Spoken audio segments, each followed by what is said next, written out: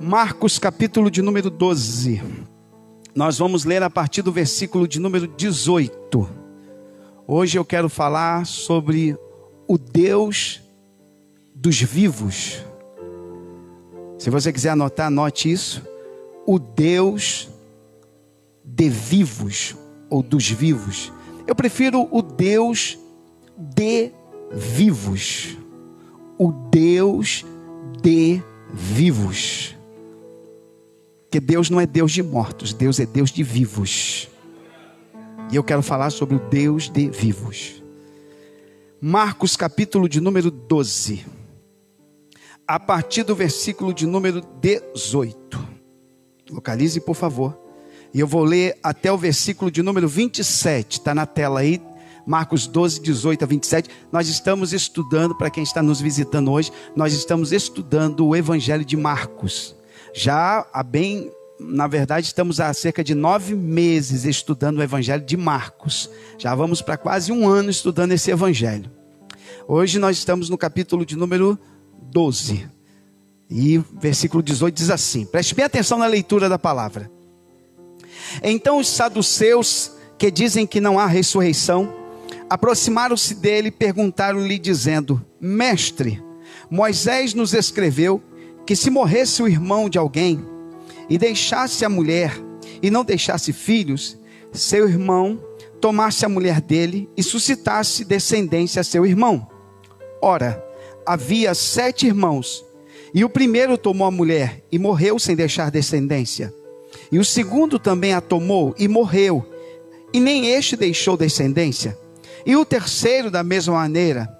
E tomaram-no os 7, sem contudo terem deixado descendência. Finalmente, depois de todos, morreu também a mulher.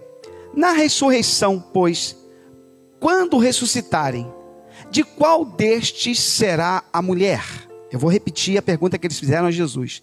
Na ressurreição, pois, quando ressuscitarem, de qual destes será a mulher? Porque os 7 a tiveram por mulher. Jesus respondendo, disse-lhes: porventura não errais vós, em razão de não saberdes as Escrituras, nem o poder de Deus? Eu vou repetir a resposta. E Jesus respondendo disse: porventura não errais vós, em razão de não saberdes as Escrituras, nem o poder de Deus? Porquanto quando ressuscitarem dentre os mortos, nem casarão, nem se darão em casamentos, mas serão como os anjos que estão nos céus. E acerca dos mortos que houverem de ressuscitar, não tendes lido no livro de Moisés, como Deus lhe falou na sarça, dizendo: eu sou o Deus de Abraão, e o Deus de Isaque, e o Deus de Jacó? Ele não é Deus, o Deus de mortos, mas Deus de vivos. Eu vou repetir, na minha tradução, e depois eu leio na outra tradução que está na tela. Ele não é o Deus de mortos, mas Deus de vivos. Por isso vós errais muito. Na corrigida diz: ora, Deus não é Deus de mortos, mas sim é Deus de vivos. Por isso vós errais muito. Senhor, nós estamos aqui nessa noite para mais uma vez estudar a tua palavra, e nós precisamos muito da sabedoria do céu, da iluminação do Espírito Santo, para que possamos sair daqui instruídos e iluminados pela tua palavra. Toma minha vida, toma cada mente que entrou aqui nessa noite. Que o Senhor abençoe todos os teus filhos, Pai, em o nome de Jesus. Amém. Pode se sentar, queridos. Oh, glória. Fique bem atento a cada detalhe deste texto. Capítulo de número 12. Deixa na tela para a gente o versículo 18. Como hoje é estudo, e eu estou vendo muitos com caneta na mão, bloquinho de anotação, isso é muito importante. Vamos começar então no versículo 18, porque precisamos entender isso aqui para compreender o que vai vir por aí. Para entendermos bem esse texto, a leitura que fizemos, nós precisamos atentar para essa palavra, saduceus. Preste bem atenção nisso.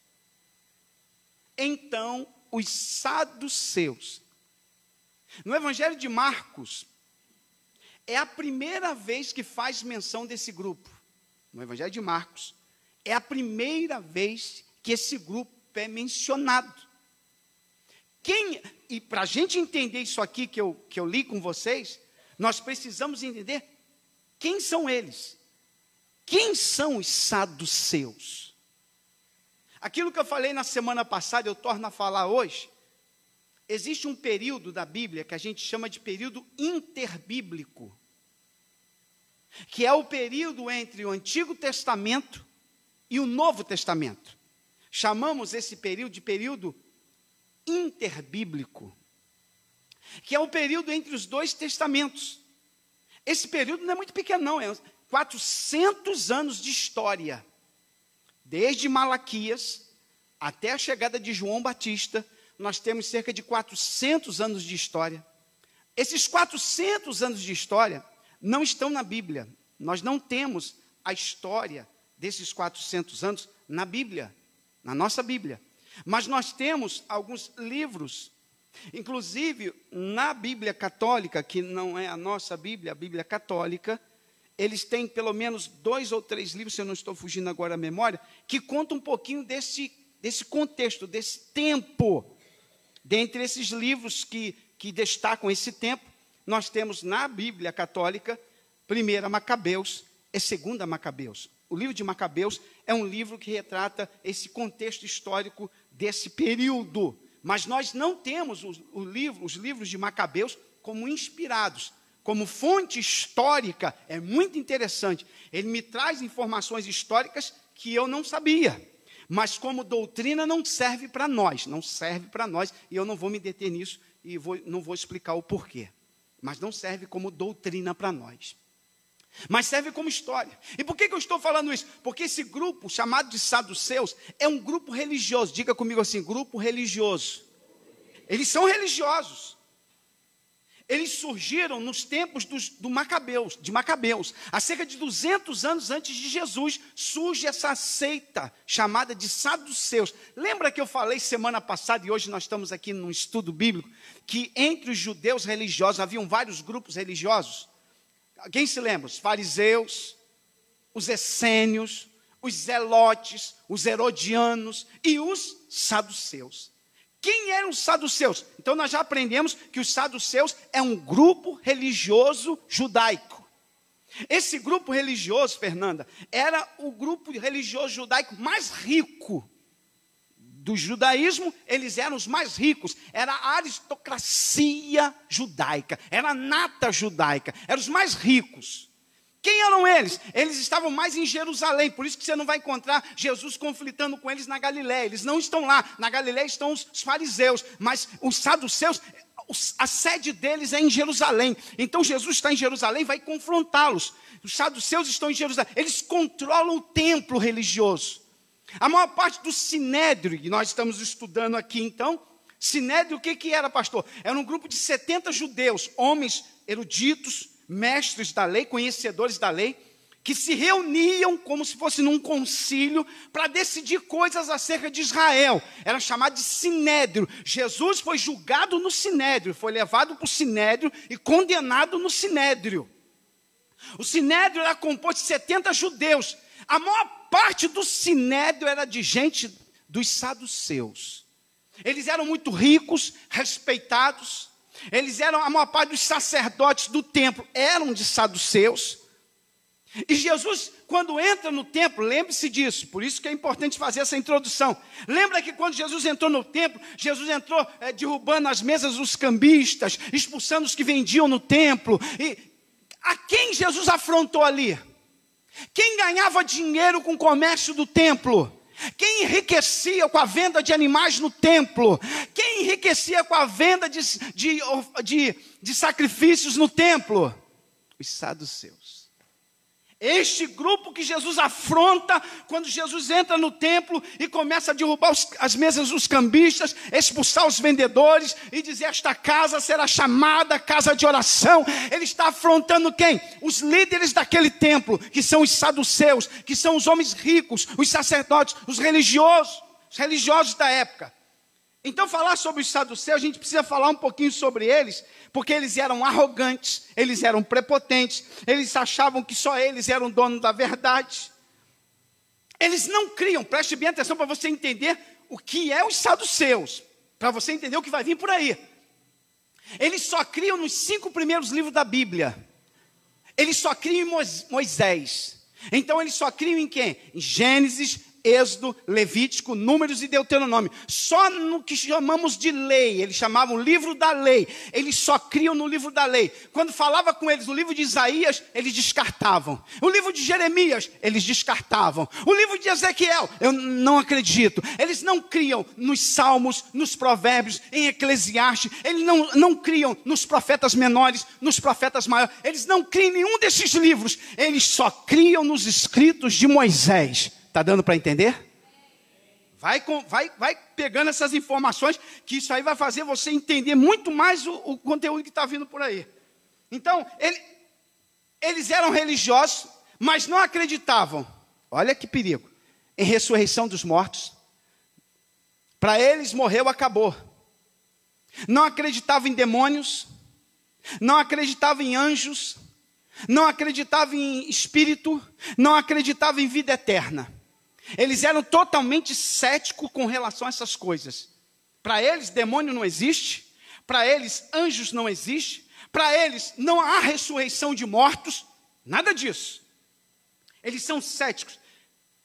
São tradicionais da sua época. E tem até um texto muito interessante, que eu acho que vai trazer alguma luz para a gente sobre os saduceus. Em Atos dos Apóstolos, capítulo de número 23. Eu ainda estou na introdução. Se não der tempo da gente estudar tudo, não tem problema. Atos capítulo 23. Põe na tela aí para mim o versículo de número 6. Atos 23, 6. E Paulo, sabendo que uma parte dos que estavam acusando ele era de saduceus e a outra era de fariseus, clamou no conselho dizendo: varões irmãos, eu sou fariseu. Porque Paulo vem do farisaísmo. Paulo se converte do farisaísmo. Paulo pertencia à seita dos fariseus. Ele diz: eu sou fariseu, filho de fariseu. No tocante à esperança e ressurreição dos mortos, sou julgado. Quando Paulo diz no tocante à esperança e ressurreição dos mortos, Paulo é estratégico, gente. Paulo está sendo condenado. Há uma multidão de gente querendo apedrejá-lo. E ele diz assim: eu estou sendo condenado porque creio na ressurreição. O que Paulo tem em mente? Eu vou fazer esse povo fervilhar, porque ele entende que os fariseus creem na ressurreição e os saduceus não creem. Então ele vai jogar um contra o outro. Paulo é muito inteligente. Ele diz: no tocante à esperança e ressurreição dos mortos sou julgado. Versículo 7. E havendo dito isto, houve o quê? Era o que Paulo queria. Eles começaram, agora o foco não é Paulo. Agora eles começam a discutir entre eles sobre ressurreição. Entre os fariseus e os saduceus. E a multidão se dividia. Por que se dividia? Versículo 8. Rapidinho, por favor. Porque os saduceus dizem... O que os saduceus dizem? Que não há ressurreição. Diga para alguém que está falando. Os saduceus dizem, para ficar bem guardado, que não há ressurreição. Nem anjo, nem espírito... Mas os fariseus reconhecem uma e outra coisa. Só aí, tá bom. Só para você entender quem eram os saduceus. Eles eram céticos. Eles não acreditavam em ressurreição, ou seja, não acreditavam que existia vida eterna. Morreu para eles, acabou. Não tem esse negócio de morreu, vai para algum lugar. Não, acabou, a morte acabou ali para eles. E eles querem pegar Jesus. Eles estão aborrecidos com Jesus. E eles estão preparando uma emboscada para Jesus. Lembra que os fariseus prepararam uma emboscada para Jesus na semana passada e Jesus saiu bem? Agora é os saduceus que estão preparando uma emboscada para pegar Jesus. Eu pergunto, será que eles vão conseguir pegar Jesus? Será que eles vão conseguir? Volta lá em Marcos, por favor, no capítulo de número 12. Versículo 18. Então os saduceus que dizem que não há ressurreição, aproximaram-se dele. Aproximaram-se de quem? De Jesus. E perguntaram-lhe dizendo, aqui eu quero focar e dizer para você, Alá, nem todos que se aproximam de Jesus se aproximam com boas intenções. Eu vou repetir, nem todos que se aproximam de Jesus se aproximam com boas intenções. Esses homens estão se aproximando de Jesus, presbítero Eliseu, na intenção de pegá-lo, na intenção de condená-lo, na intenção de colocar uma isca, uma emboscada para ele. E eles vão fazer isso com uma pergunta. E aí, isso aí abre uma verdade para nós aqui. A gente precisa ter muito cuidado que nem todo mundo que se aproxima de nós, talvez esteja com boas intenções. Anota isso aí, por favor. Me ajuda aí, Bruno. Porque vamos pegando as revelações que Deus vai trazendo para nós. Porque nem todo mundo que se aproxima de nós também. É por isso que a gente precisa de quê, pastor? Discernimento. Discernimento. Jesus tinha discernimento. Que alguém pode se aproximar da gente com boa, aparentando piedade, parece que é bom, mas tem que ter cuidado. Tem que ter cuidado. Nem todo mundo que se aproxima de nós está com boa intenção. Esses que estão se aproximando de Jesus, eles estão se aproximando com uma má intenção. Obrigado, Bruno. Versículo 19. Eles chegam para Jesus e dizem, mestre, a mesma bajulação do outro grupo, tentando mexer no ego de Jesus. Mestre, sabe quando que os saduceus iam considerar Jesus mestre? Nunca, porque eles eram arrogantes. Mas eles querem bajulá-lo. É uma forma de tentar introduzir a pergunta. É preparar o caminho para uma pergunta capciosa, maligna, maldosa. Como é que pode existir gente tão mau caráter que se aproxima de alguém com uma capinha de bondade, mas por dentro é maligno, é venenoso, é serpente? Ah, pastor, não gosto de ouvir essas coisas não, mas tem que ouvir, é alimento de Deus para a tua alma. A igreja tem que ser alertada, nós precisamos ser alertados, porque a gente não pode ser, a Bíblia diz, Jesus nos ensinou que nós temos que ser simples como uma pomba, mas prudente como uma serpente. Jesus nunca ensinou que os crentes não podem ser bobo, nós não podemos ser bobo, porque vai ter gente a ver que bate na porta da nossa casa, e que vem com uma capinha de bondade. Eu lembro de um caso, aproveitar aqui que eu estou aqui, eu não estou preocupado com o horário, vocês podem ficar comigo aqui mais um pouquinho hoje? Eu lembro de um pastor, em Teresópolis aconteceu esse fato, que estava na sua casa e um casal se aproximou e disse, pastor fulano, pois não, o senhor poderia fazer uma oração por nós?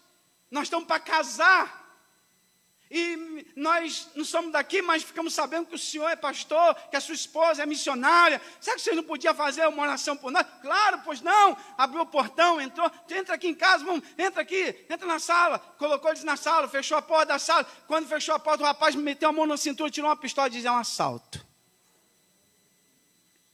É um assalto. Amarrou o pastor, amarrou a missionária no banheiro, colocou os pertences que tinha na casa de mais valor no próprio carro do pastor e fugiram.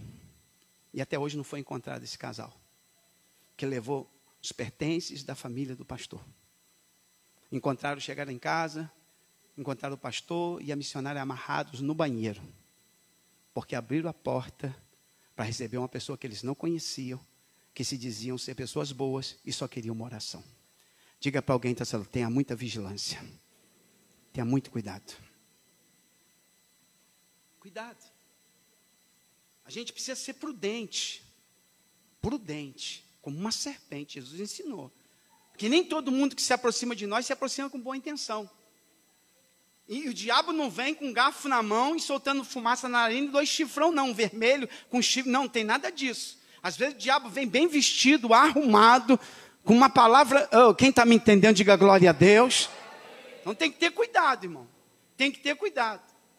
É dessa forma que eles vão. Eles vão atacar Jesus na religião. Eles vão atacar Jesus com uma capinha de bondade. Mestre, Moisés nos escreveu. Lembra que eu falei para vocês que eles só davam crédito ao que Moisés escrevesse? Ao que Moisés escreveu, que seria a lei de Moisés? Eles vão citar exatamente a lei, porque eles só creem nos livros da lei. Então ele diz Moisés, quando ele diz Moisés, eles estão dizendo assim, Êxodo, Levítico, Número, Deuteronômio, eles estão dizendo os livros da lei, né? Números. Mestre, Moisés nos escreveu que se morresse o irmão de alguém, como se Jesus não soubesse disso, né? A lei do levirato, como se Jesus não soubesse. Se morresse o irmão de alguém e deixasse mulher, e não deixasse filhos, seu irmão tomasse a mulher dele e suscitasse descendência a seu irmão. Eles estão citando uma lei da Bíblia, lá do Antigo Testamento, que dava à mulher o direito de ter descendência do seu marido morto. Como é que é isso, pastor? Se uma mulher israelita casasse com alguém, na lei de Moisés, e esse alguém, seu marido, não lhe deu filhos ainda, e ele veio a óbito, ele morreu, ela tem o direito de exigir que o cunhado a tome como mulher para gerar filhos para o seu marido morto. Ou seja, o filho vai ser considerado do que morreu e não do que teve relação com ela. É uma questão cultural de Israel. E foi Deus que ordenou isso. Para que a memória daquele homem morto não se apague.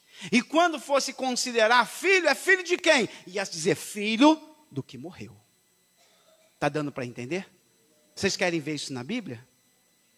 Mas não quero ver isso não. Então vamos para a Bíblia, nós estamos estudando Bíblia, porque todo o debate vai ser em torno dessa discussão. A mulher, o marido que morre, e a mulher casa com o cunhado. Mas o cunhado vai morrer também, ela casa com outro. E o outro também morre também, ela casa com outro. E o outro também, 7 homens vão morrer. E nenhum vai dar filho a ela. Essa é uma viúva negra.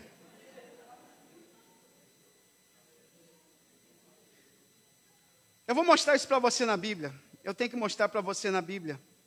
Deuteronômio. Talvez você não conhecia isso, então você fica conhecendo e vai enriquecendo teu conhecimento bíblico. Deuteronômio 25. Isso não serve mais para a igreja. Isso foi uma questão cultural de Israel. Isso não serve mais para nós. Mas é necessário conhecer esse enredo cultural para entender a discussão. Deuteronômio 25. Quem achou, diga amém. Versículo 5, põe na tela aí para mim, por favor. Quando alguns irmãos morarem juntos, e alguns deles morrer e não tiver filho, então a mulher do defunto não se casará com um homem estranho de fora. Seu cunhado entrará a ela e a tomará por mulher e fará a obrigação de cunhado para com? É a obrigação do cunhado. Me ajuda aí, Bruno, porque o negócio ficou tenso aqui. Tem alguns irmãos me olhando com o olho desse tamanho. Falei, que negócio é esse, pastor? É uma questão cultural de Israel. Deixa eu explicar. Se a mulher casou, o marido morreu, não lhe deu descendência, ela não teve a oportunidade de engravidar deste homem, na lei ela é amparada para que o cunhado assuma ela e gere nela filho. E o filho vai ser considerado o que morreu, para lhe dar descendência. Entenderam sim ou não? Chamamos isso de levirato, a lei do levirato. Tem até um caso, posso ler com vocês? Tem um caso meio esquisito aqui, de alguém que não fez isso, e Deus matou ele. Vou mostrar para você. Abre a tua Bíblia. Em Gênesis capítulo de número 38. É um caso estranho, hein? Mas eu vou ler para você. Gênesis 38. Quem achou, diga amém. Versículo de número 8. Então disse Judá a Onã. Não, primeiro vamos ver o versículo de número 6, que aí você vai entender melhor. Judá, pois, tomou uma mulher para o seu primogênito, e o seu nome era Tamar. Então, Judá pegou Tamar e deu ao seu filho em casamento. Só que versículo 7, primogênito de Judá, era mau aos olhos do Senhor. pelo que o Senhor o matou. Deus mata. Deus mata. Olha lá, quem matou? Quem matou? Deus matou. O cara era tão ruim que Deus disse, esse eu mato. E Deus matou. A mulher, Tamar, tinha filho dele? Não. Quem tem que dar? Quem tem que dar? O irmão. Aí o versículo 8. Então disse Judá, o pai, a Onã, o irmão, entra a mulher do teu irmão, casa-te com ela e suscita semente a teu irmão. Onã, você vai casar com a sua cunhada e vai dar filhos para o seu irmão a ela. Versículo 9. Onã, porém, soube que essa semente não havia de ser para ele, ou seja, que ela teria filhos, mas que não seria dele. Ter filhos é uma questão de honra. Quer dizer então que eu vou dar filho para ela, mas o filho não é meu, é do meu irmão. Aquela praga ruim que morreu, que Deus matou, porque o cara era ruim, o irmão dele era ruim. Ele falou, eu vou dar descendência para o meu irmão. Tem gente que quer ser melhor do que Deus. E aconteceu que quando entrava a mulher de seu irmão, ou seja, quando tinha relação sexual, ele pegava e derramava o sêmen na terra. Eu não posso falar aqui muito, mas vocês estão entendendo. Deu para entender? Deu para entender o que ele fazia. No momento da relação, quando ele chegar naquele momento, ele saía do momento e lançava fora na terra o sêmen. Para não dar semente ao seu irmão. Ou seja, ele se aproveitava da relação com a mulher, mas não dava semente ao seu irmão. E o que Deus fez? Versículo de número 9, 10. E o que fazer a mal aos olhos do Senhor, pelo que também Deus matou os dois. Deus matou também. Porque ele não se submeteu ao aspecto cultural de gerar descendência para o irmão. Isso aqui tem uma aplicação tão profunda, mas eu não vou trabalhar isso aqui não. Vamos continuar em Marcos. Você pensou que não ia ter nada nesse texto de Marcos, né? Alguém falou, o que nós vamos estudar hoje com esse texto? Então vai, abre aí. Vai chegar aí. Ainda estou na introdução. Marcos, capítulo de número 12. Então a questão, no versículo 19, é que, bota no versículo 20. Ora, havia 7 irmãos. O primeiro tomou mulher e morreu sem deixar descendência. 21. E o segundo também morreu e nem deixou descendência. E o terceiro da mesma maneira, versículo 22. Tomaram-nos 7, sem contudo terem deixado descendência. Finalmente, depois de todos, morreu também a mulher. Ela teve 7 homens e nenhum conseguiu deixar descendência para o outro. Segundo a história dos saduceus. Agora a mulher morre. Eles creem em ressurreição, sim ou não? Os saduceus creem. E por que eles estão fazendo essa pergunta para Jesus? Porque eles querem pegar Jesus. Porque eles sabem que Jesus prega sobre ressurreição. E no conceito deles, quando houver a ressurreição, de quem ela vai ser mulher? Versículo de número 23. Na ressurreição, pois quando ressuscitarem, de qual destes será a mulher? Porque os 7 a tiveram por mulher. Senhor, então me responda uma coisa, se o Senhor crê em ressurreição. Essa mulher teve 7 homens na vida. Os 7 morreram e ela morreu. Quando chegar na ressurreição, de quem ela será esposa? Pergunta para o irmão que está ao teu lado aí. De quem ela vai ser esposa? Pergunta aí se alguém sabe. De quem ela vai ser esposa? Eles acham que Jesus é bobo.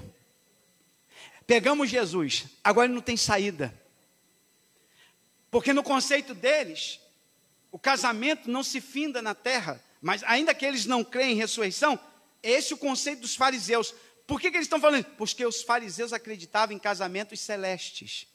Os fariseus acreditavam que se as pessoas casadas aqui continuarão casadas no céu. E aí, eles são contra essa doutrina, o que eles vão dizer? De quem vai ser a mulher? Já que os fariseus dizem que se morreu aqui o casal, eles continuam casados no céu, de quem vai ser a mulher? Versículo 24. Jesus respondendo disse-lhes, porventura não errais vós em razão de não saberdes as Escrituras, nem o poder de Deus. Deixa eu explicar isso aqui. Jesus está falando algo para eles o seguinte, Vocês erram porque vocês não conhecem a palavra e nem conhecem o poder de Deus. Se quiser anotar, anote aí.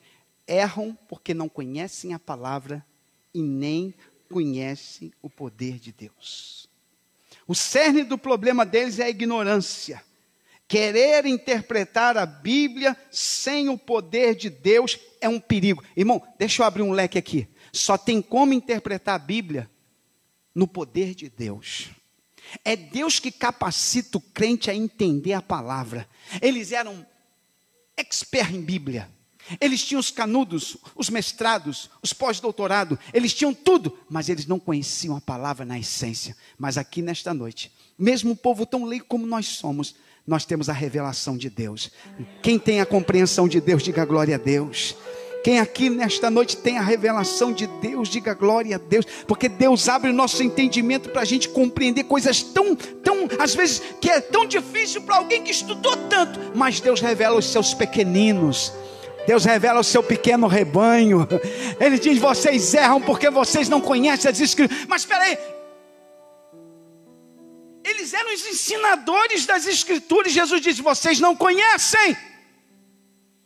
Vocês são mestres em Israel, mas vocês não sabem as Escrituras e nem o poder de Deus. Porque para conhecer as Escrituras, tem que experimentar o poder de Deus. Não tem como compreender a palavra sem o poder de Deus. Vocês erram, porque vocês são ignorantes. E tem um texto da Bíblia, que Paulo teve o mesmo problema. 1 Coríntios, abra sua Bíblia. 1 Coríntios, capítulo de número 15. Abre aí no versículo de número 12. Morreu, acabou, pastor? Porque os saduceus diziam isso. O que eles estão querendo dizer, irmã Ana, quando eles dizem assim, e aí, como é que vai ser na ressurreição? O que eles estão querendo dizer, estão zombando de Jesus. Estão dizendo assim, não existe ressurreição. Não existe ressurreição. Só que Paulo escreve, na primeira carta de Coríntios, versículo 12, vai lendo aí. Ora, se prega que Cristo ressuscitou dentre os mortos, como dizem alguns dentre vós que não há ressurreição de mortos?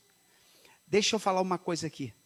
Nos tempos do apóstolo Paulo já tinha gente pregando que não haveria ressurreição de mortos. Significa dizer o que, pastor?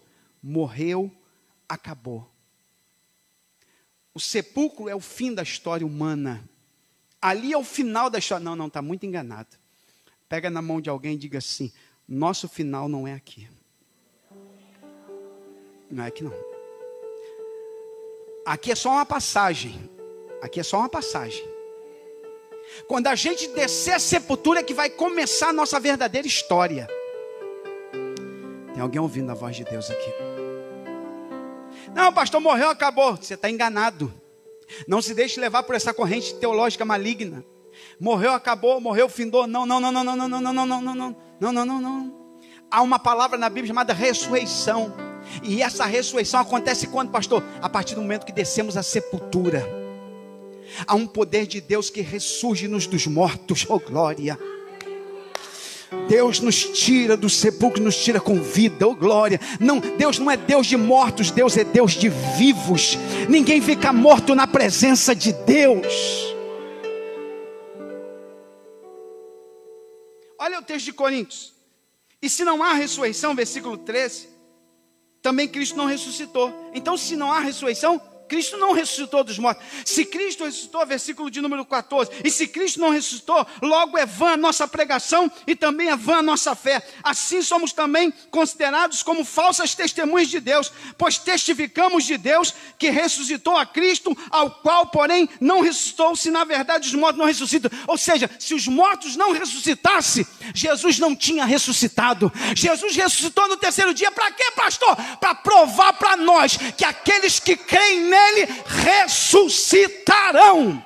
Oh meu Deus do céu.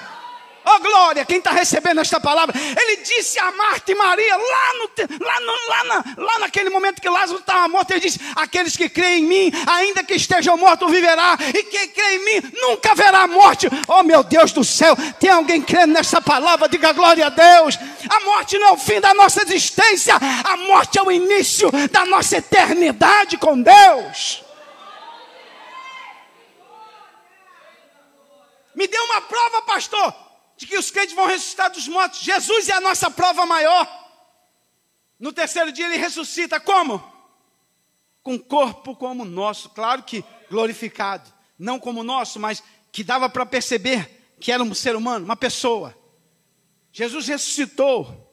Versículo 16 diz assim, e também, versículo 16, porque se os mortos não ressuscitam, também Cristo não ressuscitou. Se não tem ressurreição, então Cristo não ressuscitou, então a nossa pregação é vã. Então nós estamos contando história de carochinha.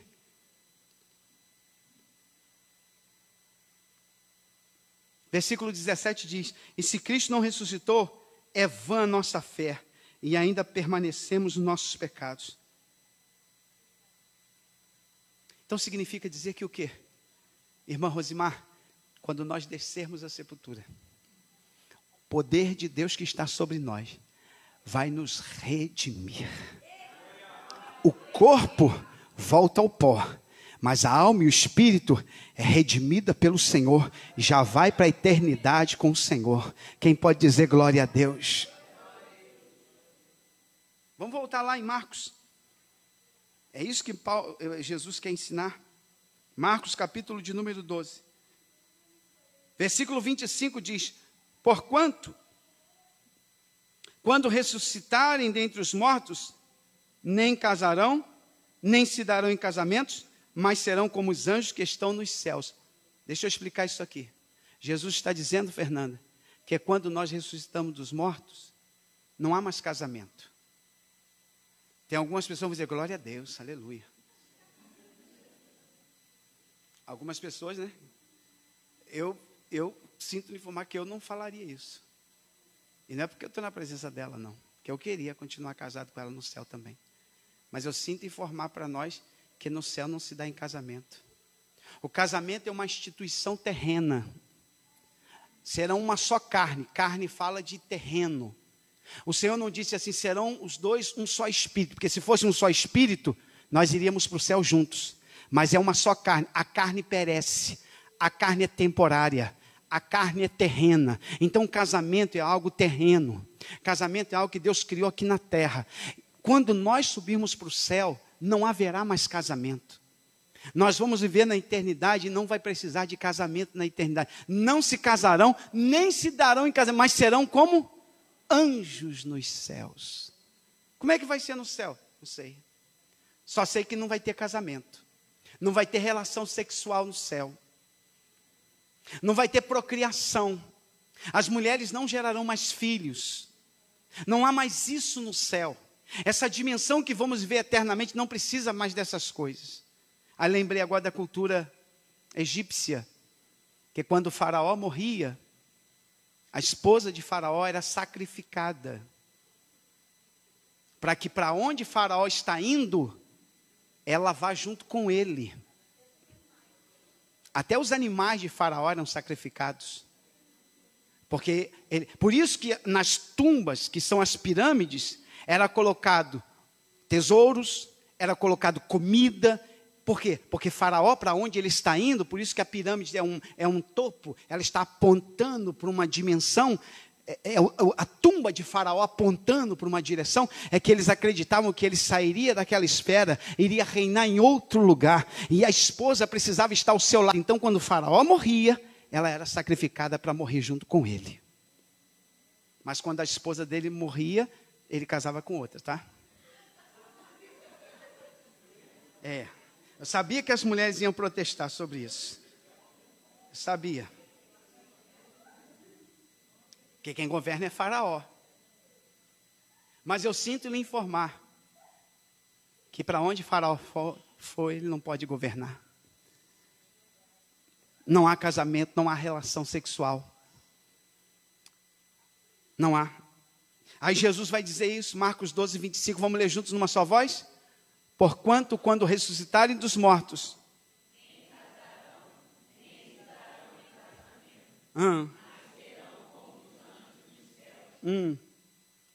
versículo 26, e acerca dos mortos que houverem de ressuscitar, não tendes livro no livro de Moisés? Por que Jesus cita o livro de Moisés? Por que ele não citou Isaías, Ezequiel, Daniel, que fala sobre isso, porque eles não criam nesses livros. Então Jesus vai tocar em um livro que eles creem. Jesus vai dizer, vocês nunca leram no livro de Moisés como Deus lhe falou na sarça? O que Deus falou na sarça a Moisés? Vocês creem em Moisés? Vocês têm Moisés como herói, não tem? O que Deus falou com Moisés? Deus falou assim, eu sou o Deus de Abraão, o Deus de Isaac, o Deus de Jacó. Mas quando Deus falou isso com Moisés, Abraão, Isaac e Jacó já tinham morrido há muito tempo. Então era para Deus falar assim, eu sou o Deus do falecido Abraão, do falecido Isaac e do falecido Jacó. Não, era melhor Deus falar assim, eu fui o Deus de Abraão, eu fui o Deus de Isaac e eu fui o Deus de Jacó. Mas como Deus falou com Moisés, eu sou o Deus de Abraão. É como se dissesse, ele está vivo na minha presença, é meu amigo, e para vocês ele morreu, mas para mim ele está na minha presença. Pega na mão de alguém, me ajuda aí, Bruno, diga, Deus é Deus de vivo, meu irmão. Os que morreram já estão na presença dele. Ele diz, eu sou Deus de vivos. Nós choramos pelos mortos que se foram, mas eles estão vivos na presença de Deus. Agora, nesse momento, eu sou o Deus de Abraão, o Deus de Isaac e o Deus de Jacó. Segura na mão de alguém e consola teu coração, porque Deus é Deus de vivo. Não tem ninguém morto na presença dele. Estão vivos. O sepulcro não pode conter. Deus já tirou dali e está na presença dele.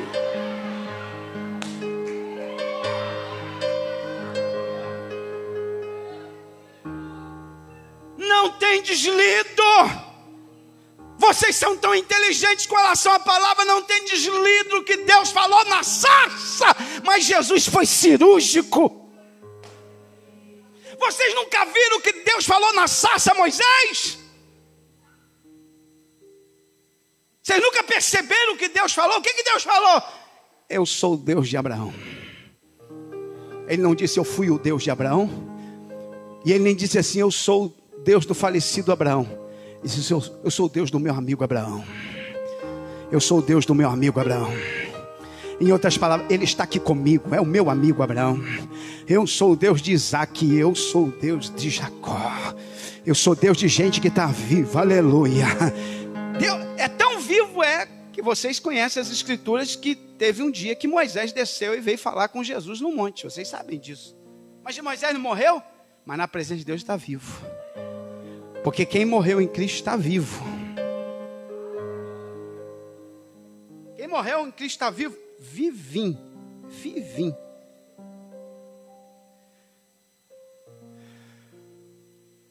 Tem até um texto. Filipenses, capítulo de número 1, versículo 21. Abre a tua Bíblia aí. Filipenses. Capítulo de número 1, versículo 21. Bota na tela, por favor, para mim. Filipenses 1, 21. Porque para mim, vamos ler juntos? Para mim, e o morrer. Espera aí, volta lá. Paulo escreve dizendo assim, ó, para mim crente, para mim que sou crente, o viver é Cristo. Viver é Cristo. Só penso nele, só vivo para ele, só amo a ele. Para mim o viver é ele.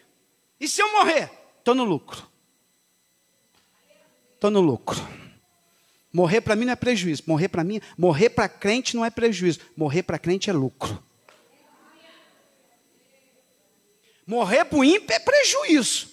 Morrer para quem está sem Jesus é prejuízo e grande. Mas para quem está na presença, morrer é lucro.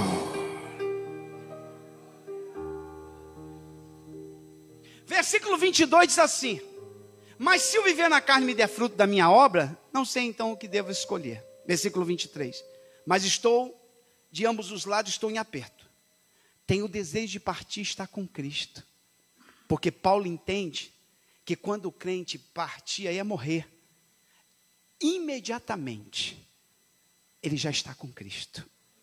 A gente fecha os olhos nessa dimensão e abre numa outra.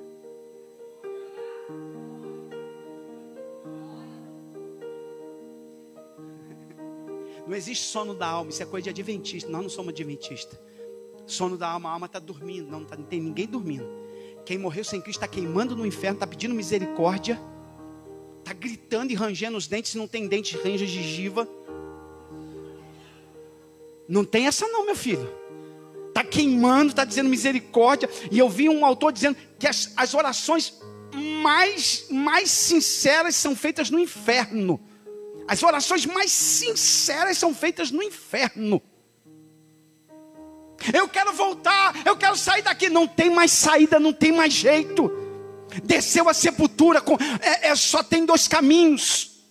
Não tem outro caminho, não tem meio termo, não existe purgatório, não existe lugar onde você vai purgar pelos seus pecados, ou seja, é um meio termo, não existe ou céu, ou inferno, ou perdição, ou eternidade, ou com Jesus, ou sem Jesus, não tem jeito, e a decisão tem que ser agora. Ele estou em aperto, tenho um desejo de partir, estar com Cristo. Paulo tinha um almejo, não é uma sensação de morte de alguém que está em depressão querendo morrer. É alguém que aspira o céu. Porque ele diz assim, porque eu desejo partir e estar com Cristo, porque isto ainda é muito melhor. Ó irmão, quem aqui quer fincar um umbigo nessa terra? Crente que é crente de verdade almeja o céu. Ele acorda dizendo, será que é hoje, Senhor? Será que hoje tu vai voltar para buscar a tua igreja? Eu não vejo a hora de ouvir o som da trombeta e o som soar, oh glória, oh Senhor, será que vai ser hoje? Será que vai ser hoje, meu Deus? Isso é crente. Agora o crente que não está bem com Deus, ele fica até medo da morte. Então Senhor, sangue de Jesus, espera um pouquinho, Senhor, espera eu me consertar, espera eu me corrigir. Olha o versículo 24. Mas julgo mais necessário por amor de vós ficar na carne. Ele disse assim, o que eu quero de verdade é morar no céu. O que eu aspiro todo dia é morar no céu. Mas eu entendo que nesse momento é importante eu estar aqui. Então se Deus quer que eu esteja, eu estarei. Mas o meu coração anela o céu. Quem aqui anela o céu? Quem aqui deseja o céu, diga glória a Deus. Eu vou ler outro texto, eu estou encerrando. 2 Coríntios, capítulo de número 5. Versículo 8. 2 Coríntios 5, 8. Vamos ler todos juntos? Mas temos confiança e desejamos antes. Ué, não é para dormir não? É deixar esse corpo para quê? Então eu deixo o corpo e imediatamente eu vou morar com Deus. Eu deixo aqui, imediatamente eu vou para onde? Morar com Deus. Diga para alguém que está ao seu lado, está preparado para a viagem? Me ajuda aí, Bruno. Preparado? Passaporte está carimbado? Passaporte está carimbado? Passaporte está carimbado? Se Jesus chamar hoje, a gente está com o passaporte carimbado? Se a trombeta soar hoje, eu estou com o meu passaporte carimbado? Estou na presença dele, pecados perdoados, vivendo em santidade, oh glória, temendo ao Senhor em todo tempo. Quem está me ouvindo, diga glória a Deus.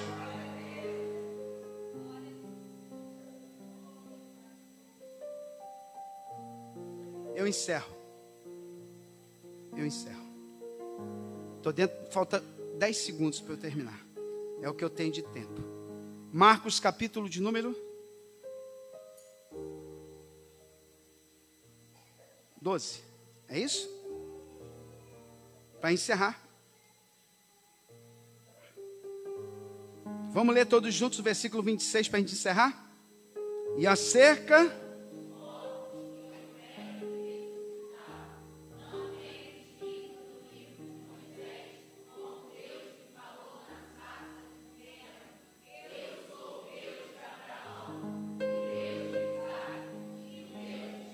Olha o 27. Ele não é Deus de mortos,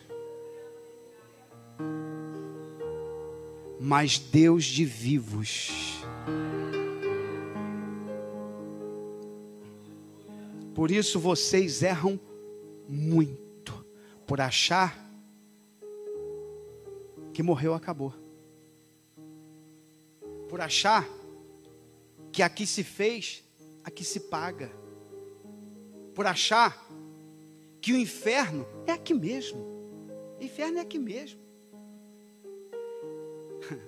O inferno é algo impensável. Nenhuma mente humana consegue imaginar o que é o inferno.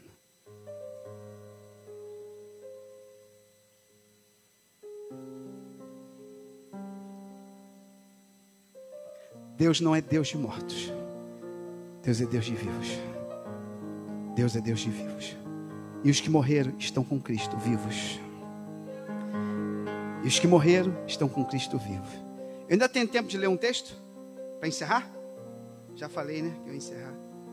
1 Coríntios, capítulo 15.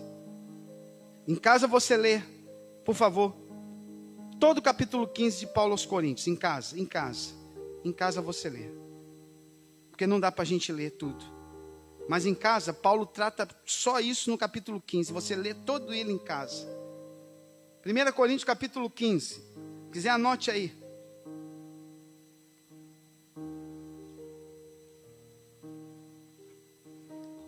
Versículo 32. Se como homem combati em Éfeso contra as feras, contra as bestas feras, ou seja, quando bestas feras aqui certamente pessoas extremamente violentas. Que me aproveitaria isso se os mortos não ressuscitam? Comamos e bebamos, que amanhã morreremos. Já que não tem vida eterna, já que não tem condenação, já que não existe inferno nem céu, a gente pode viver de qualquer maneira então. É isso que Paulo está dizendo. Então não valeu de nada. Tanto esforço, tanta dedicação, tanto jejum, tanta oração, tanta palavra, tanta pregação, tanto sofrimento por Cristo. Se não tem ressurreição, então vamos viver a vida de qualquer maneira. Agora saiba de uma coisa, um dia você e eu responderemos pela nossa vida. Um dia nós vamos estar diante do grande trono de Deus. E Ele vai julgar vivos e mortos. Quem entende isso, diga glória a Deus. E cada um vai dar conta de si mesmo a Deus. Mas ainda dá tempo de receber perdão dos pecados. Ainda dá tempo da sua conta ser paga. Tem alguém que está se oferecendo a pagar seu débito, a sua conta. Tem alguém se oferecendo a dizer: eu te tiro desta prisão. Quanto é a tua dívida? Você já viu alguém que foi preso e a fiança é altíssima, mas alguém chegou ali e disse assim: eu pago a fiança e eu tiro ele desta grade? Aleluia. Alguém entrou na história da tua vida e disse: eu pago a fiança, eu pago o teu débito. Tu está condenado a morrer, mas eu vou pagar esta conta por você. Nós estávamos no corredor da morte, era isso a nossa história de vida. Nós estávamos condenados ao inferno eternamente, mas Jesus entrou na nossa história de vida e disse: o que é que eu preciso fazer para tirar ele desse corredor da morte? E o diabo disse: somente a morte. Então ele se entrega à morte para nos salvar dos nossos pecados, e a dívida que estava sobre nós ele leva na cruz e nos redime dela. Quem pode dizer glória a Deus? Ele pagou a tua dívida. Aponta para alguém e diga: ele pagou a tua dívida.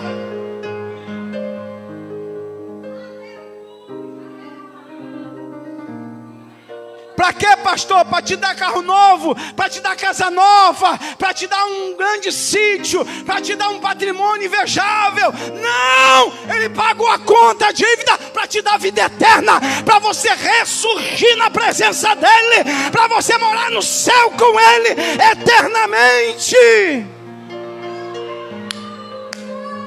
Tem alguém recebendo essa palavra? Tem alguém recebendo? Dê uma palavra de glória a Jesus nessa noite. Dê uma palavra de glória a Jesus nessa noite. Ele morreu por você. Ele entregou-se por você, você seria condenado e eu também, mas Ele pagou a dívida. Fica de pé para a gente orar. Glória seja dada ao Senhor. Oh, meu Deus do céu. A minha e a tua dívida foi paga. A minha e a tua dívida foi paga. Vamos orar ao Senhor, vamos orar. O presbítero Eliseu faz a oração, agradece ao Senhor por esta palavra. Oremos ao Senhor. Querido Deus e eterno Pai, Senhor Deus, nós queremos te agradecer, Senhor, te louvar o teu nome por essa tão poderosa palavra, Senhor. Porque, Senhor Deus, com isso, Senhor Deus, que acabamos de ser ministrados, nós temos a certeza que o Senhor tem um lugar preparado para nós lá no céu, junto do Senhor, meu Pai. Continua, Deus, abençoando o teu povo, despertando a tua igreja, Senhor. Porque aqueles que estão com Cristo, meu Pai, ressuscitarão naquele grande dia, meu Senhor. Toma, Deus, a tua igreja em tuas mãos nessa hora, meu Pai. E que em tudo o teu nome, Senhor Deus, venha a ser glorificado mais uma vez, Senhor. Te agradecemos e oramos em o nome de Jesus. Amém, Senhor. Quero encerrar. Eu dou a oportunidade, porque se tiver alguém aqui nesta noite que veio, que está aqui no nosso meio,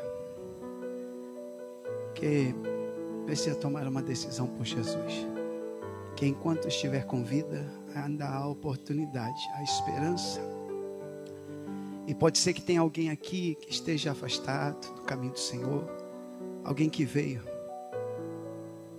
que precisa de receber esse perdão, que quer se arrepender da sua vida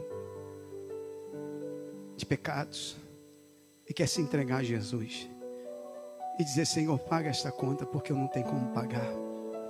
A minha dívida é muito alta, a minha conta é muito alta, eu tenho um débito muito grande, mas só o Senhor pode me perdoar e pagar a dívida.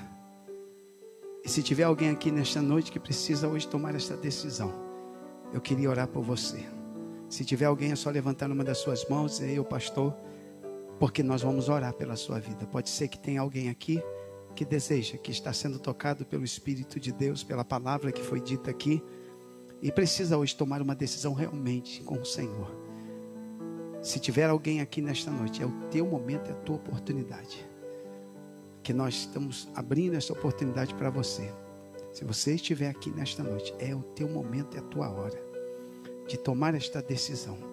É um convite que eu faço a você em nome de Jesus, para que a tua vida seja redimida pelo Senhor, para que quando você descer à sepultura, você esteja em paz, seguro de que Deus está contigo, de que você não vai padecer no inferno, não vai padecer nele, porque foi lhe dada a oportunidade hoje. O Senhor abriu a porta da salvação para a tua vida.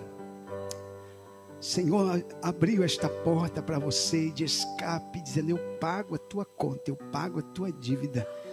E tem alguém que de repente precisa tomar esta decisão e está aqui nesta noite. Se tiver, nós queremos orar pela sua vida. Se não tiver, nós já vamos encerrar agradecendo a Deus. Mas eu não posso deixar de fazer esse apelo. Sabe por quê, irmão? Porque eu não vou ser condenado de ter sido omisso. Nenhum de vocês, eu já estou livre do sangue de todos vocês que entraram aqui hoje.